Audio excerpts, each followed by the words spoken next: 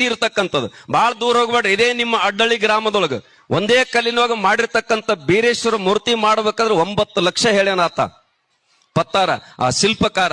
ಇವ್ರಂತಾರ ನಮ್ಮಂತಿಲ್ಲ 5 ಲಕ್ಷದವಂತಾರ.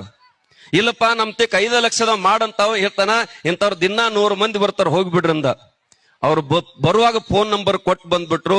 ಪುಣ್ಯಾತ್ಮರಿ ಬೆಳತನಕ ಅವನಿಗೆ ಕನಸಿನಾಗ ಬಂದು ಭಗವಂತ ಏನೇನು ಶಿಕ್ಷೆ ಕೊಡ್ಬೇಕು, ಏನು ಎಚ್ಚರ ಮಾಡ್ಬೇಕು ಮಾಡಿಬಿಟ್ಟ. ಬೆಳಗ್ಗೆ ಮುಂಜಾನೆ 5 ಗಂಟೆಗೆ ಫೋನ್ ಹಚ್ತಾನ, ನಿಮ್ಮ ಅಡ್ಡಳ್ಳಿ ಗ್ರಾಮ ಯಾವ ರೋಡಿಗೆ ಬರ್ತದ? ಗುಡ್ಡಾಪುರ ಬಸ್ಸಿಗೆ ಕೂತೀರಿ ಅಂದ್ರೆ ಅಡ್ಡಳ್ಳಿಗೆ ಬಂದಿಳಿದ್ರೆ ನಾವು 3 ಸಿಗ್ತದ.